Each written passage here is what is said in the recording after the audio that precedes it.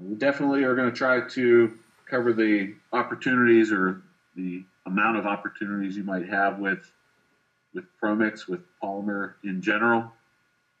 Kind of recognizing the next gen versus what you might have seen in the past, so you can tell the difference. Hopefully, this will also point out how you tell the difference between the A controls and the B controls. So, to some, that's very obvious. To others, this might be the first time you're seeing it. So, we want you to be versed on how to tell those apart. Go over the inputs and outputs a little bit. Try to discuss how they differ from previous generations. And we'll also review the calculations that are needed. For the A controls, we do have to do a calculation to tell the unit how fast to run the polymer pump, and we're going to review that in this presentation. So we'll start, stole this slide from someone else's presentation. I think Ed Thomas is the one who had this in one of his presentations, and I thought it was pretty striking. Some of the opportunities that you'll have, or maybe the volume of opportunities you can have. The U.S. market, it's about $30 to $35 million annually. And this slide is from a couple of years ago, so we might anticipate that to have gone up slightly. You can see a reference with Stranco. They had the largest part of the market share at $10 to $12 million. As many of us know, UGSI, Underground Solutions, they're trying to regain that market share. They have the polyblend out there now. So that's one of the things we compete against. Dynablend, $6 to $7 million. That was growing at the time.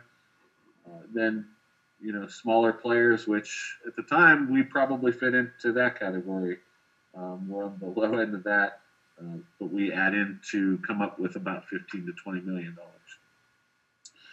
You can see the thing in bold there. There are 300 to 400 polymer projects bidding annually. A typical polymer project might be between $15,000 to $150,000.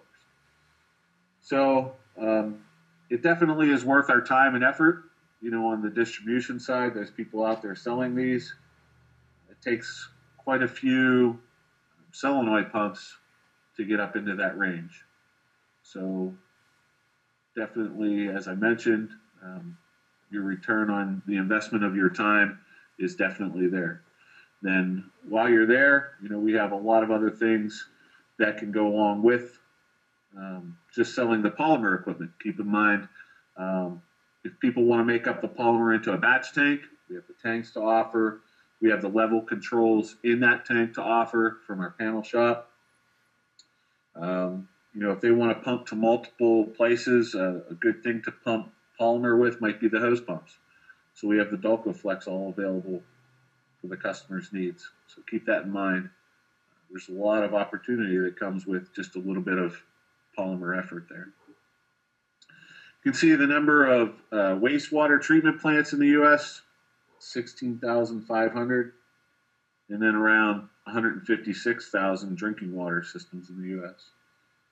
So there's a lot of opportunity. As Ed Thomas always points out, a lot of the units that were out in the field from back in the day when Stranco was kind of clicking away on all cylinders selling polymer, a lot of those units need replaced now. So we have a lot of good opportunity. We've had good success putting them in 60 or 90-day trials next to other competitors. We've typically outperformed pretty much all of those other competitors. And now we have newer units and better options on the controls and whatnot. This is just a slide, again, taken from one of Ed Thomas's presentations. It's just showing you if we save the customer a little bit of money, that unit is essentially going to pay for itself. This unit is pointing out a 25% increase in efficiency. That's pretty ambitious. We wouldn't go out and tell people. We have on a couple occasions maybe seen efficiency gains by that much. so savings by that much for a customer. But that's the exception more than the rule. Maybe 5 to 10% might be very average for what we've been seeing. So it would take a little bit longer, but the payoff is definitely still there. So getting to seeing the unit, you can see on the left, this is the S unit. So it's the ProMix S. On the right-hand side, I also have the ProMix M.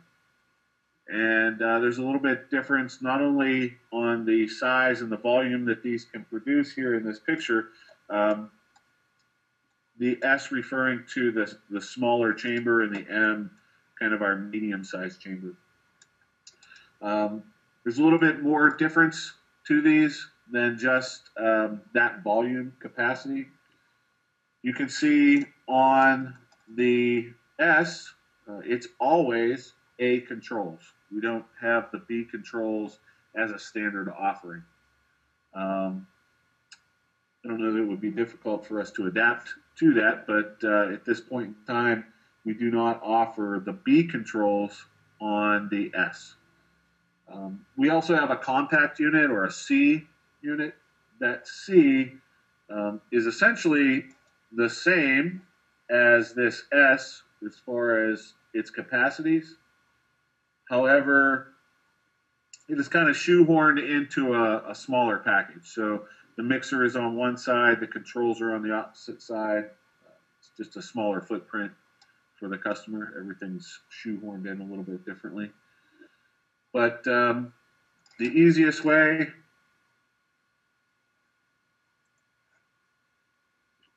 to visually tell the difference between the A controls or the B controls. Now the M on the right, it has both to offer. You can get either the A controls or the B controls on the M. We're going to focus on the A controls, but I wanted you to be able to tell the difference. These rotometers out here in the front that tell you the volume both going into the chamber, that's your primary dilution side, which is on the left-hand side now as we look at it.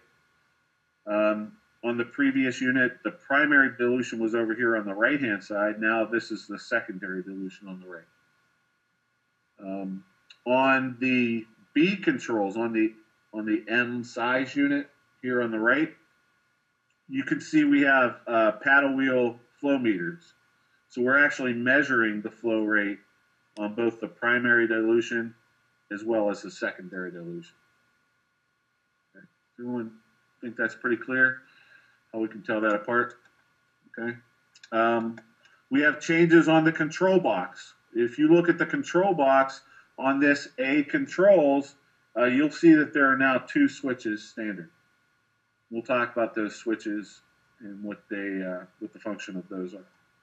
On the B controls, it hasn't changed so much from the previous generation, just minor changes. Most of those changes for the controls are on the A type controls. And that's what we're going to focus on here today. I think most of the sales that we've seen to this point in time have been A controls, whether it be the S size, the smaller size, or the medium size mixing chamber. You also see now some improvements. We've standardized on a 56C motor here. I think that's 3/4 horse or half horse? 3/4? 3/4 horsepower. And it's also a washdown duty motor. So that comes as a standard. We saw that, I guess because of some of the torque requirements, doing up to 1% solution on emulsion polymer, that sometimes that would pull a little bit too much current from the motor. So what we did to correct that problem was go to a larger horsepower motor. Okay. So as I mentioned, the 2 switches on that A control, on the left-hand side over here, you see that it's labeled System Start. That is the enable, or describing to the unit where the enable is going to come from. If you put it to the far left here, this is a three position switch. If we put it in the on position, that is enabling the unit. That's sending it the enable contact. Obviously, if we put it to the off position, we're opening that contact. The unit will not produce polymer at that point. And if we put it to the remote side, this unit is going to wait for a contact from the customer, whether it be from their process or some external switch that they have mounted. Whenever they want to deliver polymer, that contact needs to close to tell the unit to start running. Okay, pretty straightforward, I think, on that. The switch on the right is telling the unit where the speed command for the polymer pump is coming from. If we have it local, if we select local, rotating it counterclockwise to the left, then we have to input that speed command through the keypad. If we put it to the right, where it's labeled remote, then that speed command comes from a 4 to 20 milliamp signal. Okay? Pretty straightforward on those two switches. I wanted to point out some differences also on this next gen.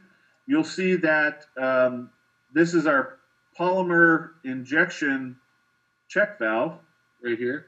This is where the polymer is entering into that mixing chamber.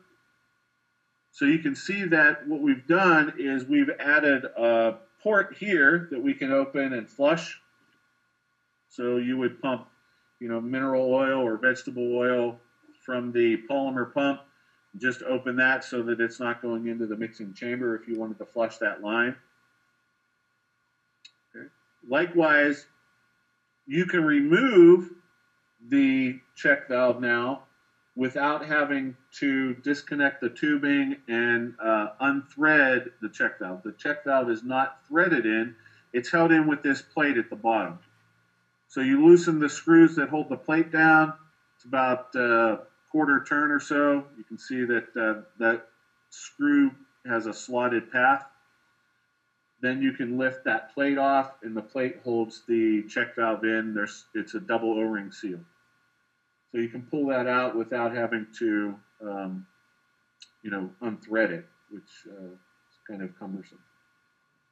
The inlet water line is also held in with that same cam plate, and also the discharge. This is where our activated polymer would be coming out, going into the secondary dilution and out to our process.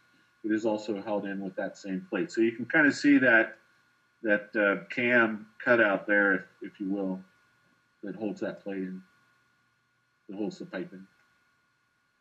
Okay. Some of our connections, you can see once the customer gets that, we're going to have a power cord connected to it when they get it typically. If they want to hardwire it with conduit, their power is going to come in, the hot wire, typically the black, right? It's going to come in on one. Their neutral would have to come in on two, and then a ground. These are all parallel together.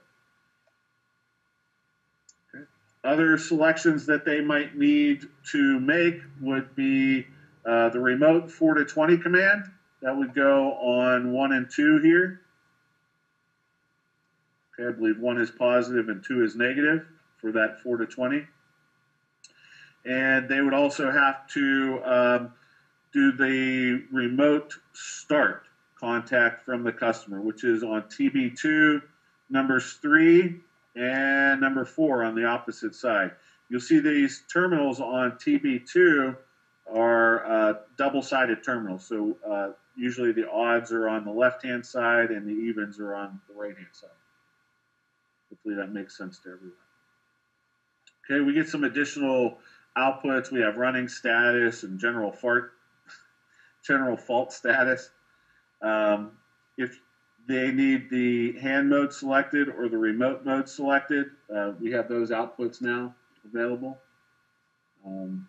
So there's a lot more available to the customer on this unit. Selecting the local mode, again, we would have to put our calculated value, which we're going to review that calculation here coming up. But we have to enter that into the unit.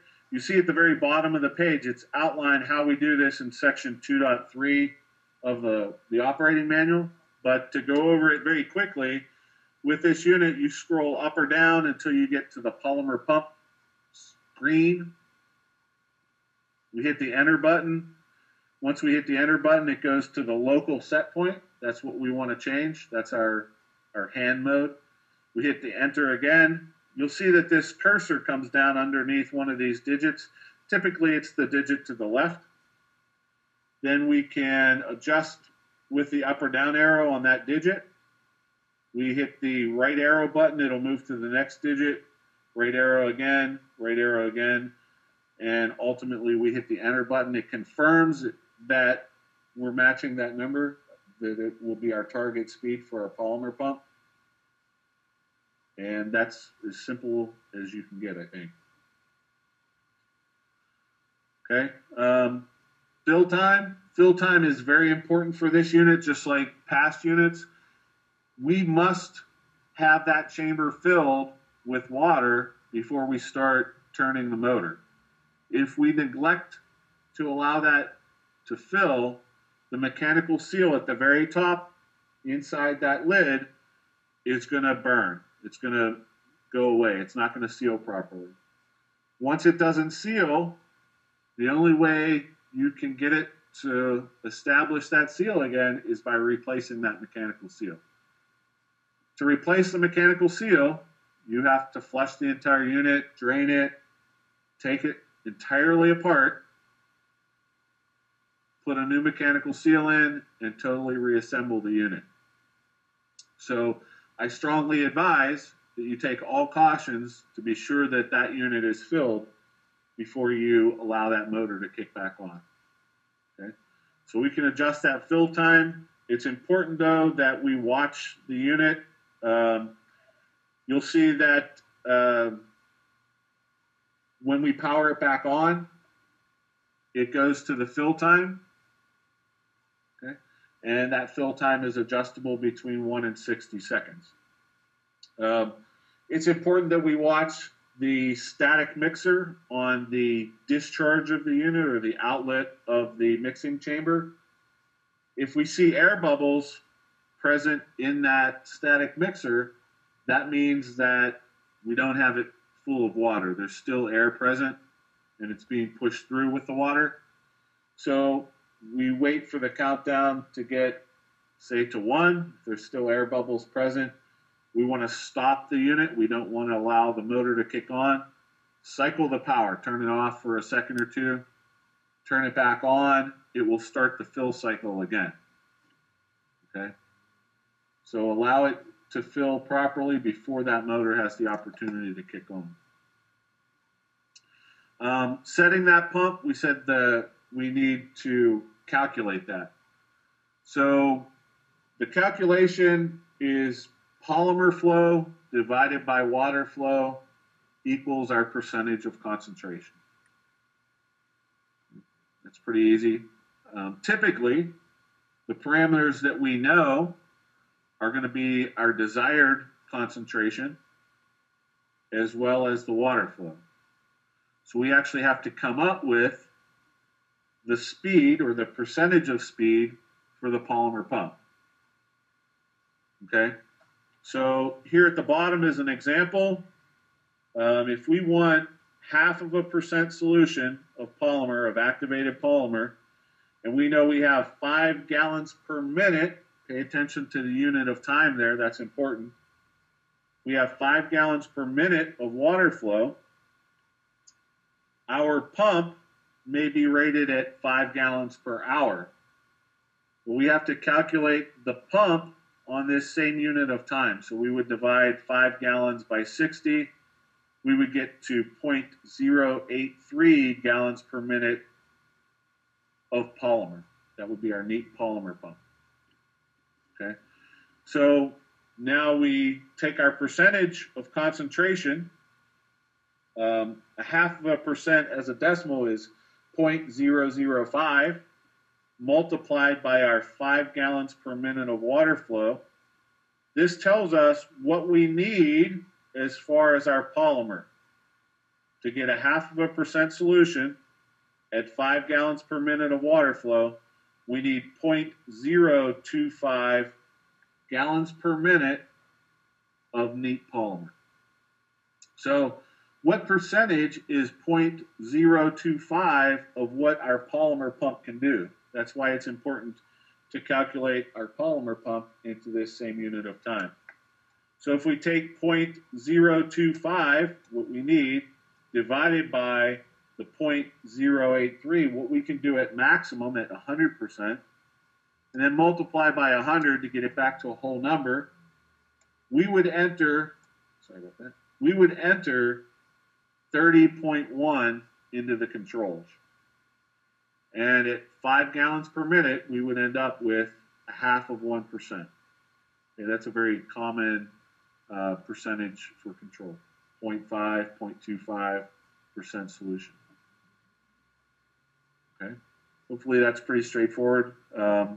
Personally, it's important to know that calculation, because if you ever get stuck out in the field and all you have available to you is a calculator, you have a calculator on your smartphone at least, you could do the calculation yourself. For me, I just made a little spreadsheet so that I don't have to do it every time. Of course, my polymer pump usually won't change. I'll have that on that unit all the time, so I don't have to change that parameter on my spreadsheet. The things that I might need to change is my desired concentration or the flow rate. If the flow rate changes on the A controls, the percentage of polymer going out will change. Does that make sense to everyone? Because we're not changing the speed of the polymer feed, the neat polymer. So as the flow rate goes down, the water flow rate goes down, our concentration will go up. That's why it's important on the primary dilution, which is the water going into the mixing chamber, it's important to set the switch so that we're not going to exceed 1% solution on a typical emulsion polymer. 1% solution is our maximum that we recommend in that chamber. So set that switch so that at whatever the neat polymer flow rate is, we won't exceed 1% solution in the chamber. And you might want to set it a little bit sooner than that so it trips out. Okay.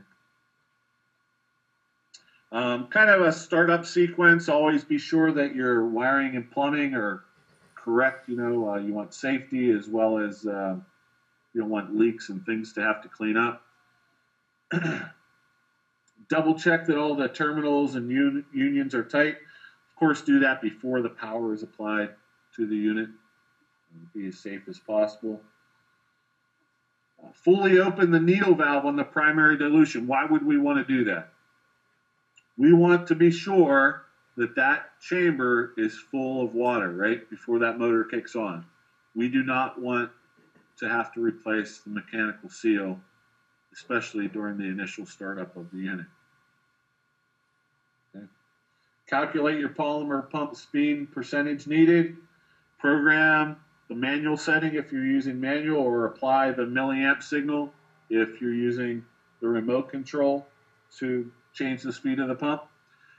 Set the position of the low limit switch. We just talked about that. We don't want to exceed on the emulsion polymers. We don't want to exceed 1% solution. So be sure that that's all done properly. We can proceed on the power up. Power the unit on. Open the primary dilution needle valve if you haven't done that in the previous step already. Turn the system start and polymer pump switches to the proper settings. So whether we're going to run that with a remote contact, we're just going to enable it right at the unit, right? We have those two options, and then tell it how the pump is going to get its control speed signal, whether we're doing that through the keypad or if it's coming through a 4 to 20 milliamp signal. Those are our two switches. During the startup, we want to watch that static mixer. I can't stress that enough. That's so that there are no air bubbles. We talked about that. Adjust the needle valves on the dilution until the total water flow used in the calculation is met. So now we have to back down our water flow on our primary dilution to meet wherever we have done our calculation at. Adjust the needle valves on the dilution until the total water flow used in their calculation is met. So reiterating that. When finished using the unit, turn the HOA to off and flush as often as possible. One thing that I'm very happy to report is on this A controls, you can set it to do an auto flush. So every time that enable contact is open, it will do a flush cycle automatically. So that was one thing we were lacking in the past. You always had to do it manually. You can still do it manually, but now it will do a flush cycle after every use per se. Okay. Some suggestions, depending on the application, you may want to plumb the unit so that the discharge goes to drain, especially if you're going to do that flush cycle routinely. You may not want that water to go into the process. In most cases, if it's going into directly into a process, you're okay. But if you're going into a batch tank, a lot of people will refer to that as an aging tank. We don't think that you need an aging tank with the ProMix unit because it activates well enough already. An aging tank is just a Band-Aid for a problem because you're not activating it properly. So we're going to call it a batch tank. If people are going into a batch tank where they may have multiple points of use outside, you may not want that water for 30 seconds or a minute to run into that batch tank. That's going to dilute out your polymer pretty significantly. So you may want to valve it so that you can have it go directly to a drain. To a drain that I might add that you can flush. Okay, we're going to be dumping potentially some polymer down there, so you don't want it to clog up the drain either. So be sure to flush out the drain from time to time. If you ever want to flush the polymer pump, do not use water. Why would that be a problem? Once we start adding water to the polymer pump that's pumping the neat polymer, we're going to start activating the polymer in that tubing, and that would be bad for us. Okay, so if you're going to flush out the polymer pump, use something like mineral oil or vegetable oil. Double check with the polymer supplier to be sure that those are good things to use, but typically they are. So use those to flush out those units. Remember, we have that little flush port just prior to the injection point now. So you'll want to run that to a place where you can collect it. And then lastly, take every precaution not to spill polymer on the floor, right? Polymer on the floor can lead to falls. If that polymer is on the floor and you come in and your shoes are wet, it will be very slippery. You probably will fall.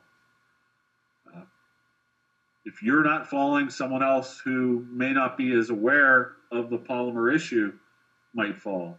And if someone falls, they have a very good chance of getting hurt. So we don't want someone to get hurt ultimately.